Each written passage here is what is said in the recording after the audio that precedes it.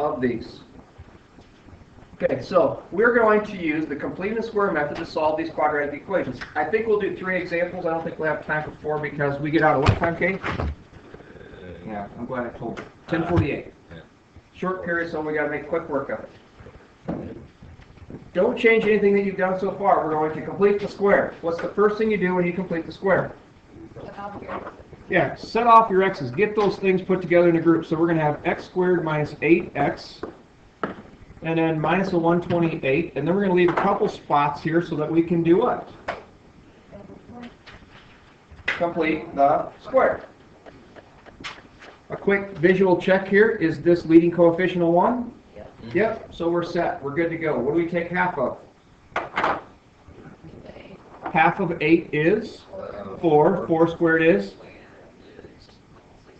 So we add 16 in here. Now we want a net gain of 0. So if we added 16 in here, subtract 16 out here. Now we factor our area of a square. What is the dimensions, or what are the dimensions of this square? X minus 4 squared. It's always the square root of this and the square root of that, or if you like, take half of 8. Get you the 4. Now we got to add our like terms here. That's going to be a negative 144 equals 0. Now that's our skill that we learned yesterday, completing the square. Here's where we pick up with a new skill. How do we solve this equation from here if we already have it in the vertex form? So now it's always going to be about, the question is going to be about how do we solve them once we're in vertex form. I suggest you go back to our old friend we haven't visited for a while because we've got improved, but PEMDAS backwards. Is there any additional subtraction we can get rid of? So how would you get rid of subtracting this 144? So x minus 4 squared is going to equal a 144. We just got rid of our subtraction. Now we've got parentheses sitting here. We can't get to those parentheses until we undo the squaring. So how do you undo squaring? Square root. You're going to take the square root of both sides. And there's something that we got to remember about when you take the square root of both sides. The square root of 144 is 12. Now that's only one of the answers. There's really 2 answers here. Positive and negative 12. Positive and negative. Now why do we need a positive and a negative 12? Because back here we have this, it's some number squared. I'm just going to simplify it. Some number squared had to give us 144. What are the 2 possible numbers that you can square that give you a 144? Either a positive 12 squared or a negative 12 squared, because what does squaring always do to your numbers? Don't forget the plus and minus. I'm making it a major point of emphasis here because it's something that's forgotten quite often. So we got plus or minus 12. Now I need to solve it for x. What would we want to do to get x by itself? Add 4. Add your 4. So now you got 4 plus or minus a 12. How many answers do you see here? There are 2. One says take 4 plus 12. Well, 4 plus 12 is 16. The other one says take 4 minus 12, which is? Negative 8. There's your solutions. Your solution set is negative 8. Oops, positive 16. Okay. Did you catch the new skill in there then? Once you get it in vertex form, you're going to add it over there, square root it, take care of your plus and minus, and let's try another example. So, number 2, x squared minus 12x minus 14. Okay, we're going to solve this by completing the square. The first thing we do when we complete the square is get these things grouped right away so you can see. Is there anything you have to factor out of here? Nope, because our leading coefficient is 1. So it's x squared minus 12x. Leave a spot to complete the square, minus 14. Leave a spot to balance it. You can do a spot if you want, but the spot's probably better. Then we take half of 12. Yep, take half of 12, which is, square it. We're going to add a 36. So we added 36 there, so we want to balance it, so we subtract 36. We do our squaring. What are the dimensions of that square? X minus 6. The sign will always be the same as that one. It's always half of this number or the square root of that number, x minus 6 squared. Then a negative 14 minus 36 is a negative 50 equals 0. Okay, so what should we do to get x by itself? We'll add our 50. And then square root. Then we'll square root. What's the important to remember every time you square root? Plus and minus the square root of 50. Then add your 6. Now that's not a bad response, but we're going to get a better response. Because we've studied radicals just enough where we need to make sure that this radical is in simplest form. It will never be in simplest form if it contains a perfect square factor. So what I'm asking you to think about, are there any perfect squares that divide into 50? 25. So I'm going to write this as 6 plus or minus. 50 is the same thing as 25 times 2. I want to find these perfect square factors so that I can take the square root of them. What is the square root of this 25? So our final solution should be 6 plus or minus 5 times square root of 2. These represent your exact answers, not decimal approximations. I don't want messy deci's. I want exact values. So you're going to stumble across that every once in a while. You may have to find perfect squares that go in there. If you need to, go and do your factor trees that Dolly and I think Busey have taught. Then take out your pairs and stuff like that. How do you feel about solving it once it is in vertex form? Is that going to be a big issue? Okay, so that's a couple examples. You need a third? Yeah, just one more. We can do either 3 or 4. It makes no difference to me. We will work on 3. It makes no difference. We got 3x squared minus 12x minus 4 equals 0. The first thing I'm always telling you to do is what? Get your parentheses in there. Group your x's together. Is there any need to factor something out this time? Yes, what would we want to factor? Get your 3 out of there, and what's left? X squared minus 4. X squared minus 4x. Remember, factoring is dividing. Distributing is multiplying. So we just factored out a 3. We're dividing these both by 3. We're not taking it out of that negative 4. That's why I want those grouping symbols in there first. Minus the 4 equals 0. Now, we haven't completed the square yet, so I'm going to put a couple blanks in here for us to complete the square. What do we take half of? 4. What's half of 4?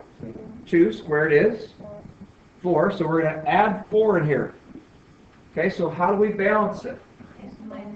Minus. Perfect. Minus 12. Don't forget, we factored out that 3 out front, so it's really 3 times 4. We really added 12, so we want to balance it. If, Minus 12. then why don't you take half of 12? You know, like, if that's really negative 12x, then why don't you take half of? Makes it really messy to try to do your completeness square. It just doesn't work if this isn't a 1. And you need to get these factored out But of both like, x's. if the 3 times 4 is actually 12, then why is it the 3 times negative 4 actually? You know what I... Never mind. Nope. Not Forget quite it. following your mental path there, but it's So just we a can- straight procedure. We're just straight procedure, good. bang, bang, bang. Yep. So we added 12, subtract 12. Now we're going to have 3 times. What is this square's dimension? X minus 4, 2. 2 squared, then minus 16 equals 0. Right? Now what? Add 16. So we got 3 times x minus 2 squared equals 16. Do we divide by 3 or do we square root? Come down backwards. We'd hit multiplication and division first, so we're going to divide by 3. So I'm just showing division by 3 on both sides. So now I have an x minus 2 squared equals 16 over 3. Then, now we get rid of our squaring, and to get rid of our squaring, we will square root, so plus or minus the square root of 16 over 3. To get x by itself, we need to move the 2. To move the 2, we must add it. So add your 2 over here. So 2 plus or minus the square root of 16 thirds. Okay, now that's not a bad answer, but again, we can do a little bit better. We got to work with these radicals and get better at our radical rules. One of the rules I want you to remember, and there are basically 2 rules that are going to show up here. If you have the square root of a product, you can write it as the product of the square roots. This one, though, is if you have the square root of a quotient is division, you can write it as the quotient of the square roots. So really I'm saying you can break up your radical. Why would it be nice to break up the radical in this problem? Because 16 is a perfect square. So it becomes 2 plus or minus 4 over square root of 3. Now we've been working with our 30, 60, 90, 45, 45, 90 triangles. What do we never leave in the bottom? This radical, this square root has to get out of there. So we're going to take both top and bottom by square root of 3. So it's going to be 2 plus or minus 4 times the square root of 3 over the square root of 3 times the square root of 3 is the square root of 9. That's that other rule I just showed you. Which is then The product of the square roots is the square root of the product, and the square root of 9 is 3. This is your exact answer. No messy guesses. Now, when I created your worksheet, I did my best to find things that would come out fairly nice and neat. I didn't work that hard on our class examples. So that's why you're seeing some of these radicals come in. But we shouldn't be afraid of those radicals. We kind of have a system that we have in place to solve. Okay. Now we're only going to do one example of the quadratic formula, and then we'll conclude here. In order to use the quadratic formula, what is one of your first priorities?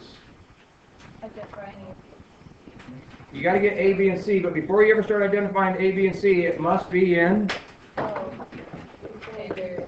standard form, and you want it set equal to 0. So is that the case here? No. And all but one of the problems, I make you rearrange it so that you put it in standard. So if I need you to rearrange this, how would you rewrite it? 2x squared plus 4x minus 3. Minus 3 equals 0. Now we can worry about our A, B's, and C's. Once it's in standard form equal to 0, where's your A? What number up here represents A? 2. Which one's B? 4. So that has to be C. So we pull out our handy-dandy formula. You take the opposite of B plus or minus the square root. Yep, got it? B squared minus. All right. Pull out the old pot goes the weasel, and we got our quadratic formula. The opposite of our value of B. So we put our negative sign down, and we grab our value of B, which is 4 plus or minus the square root of 2, or 4 squared. I'm just going to throw in A. 16 minus 4 times A, which is 2 times C, which is negative 3. Remember, you go and harvest the number with the sign in front of it all over 2 times 2, which is 4. We'll try to solve this quickly and get you an example. There's a negative 4 plus or minus the square root of 16 is going to be plus or minus? Plus. Plus. There's 2 negatives. 8 times 3 is 24, all over 4. Negative 4 plus or minus the square root of 16 and 24? That would be 40. 40, all over 4. Are there any perfect squares in 40? Can you think of any numbers that are perfect squares that go into 40? 4. So it's negative 4 plus or minus the square root of 4 times 10, all over 4. So it's a negative 4 plus or minus square root of 4 is 2 times the square root of 10, all over 4. And yeah, we'll leave that as a final answer. So, okay, now this worksheet is where? On the blog. There's 11 problems that you can use there. I'll post this video in case you wanted some help off of it too.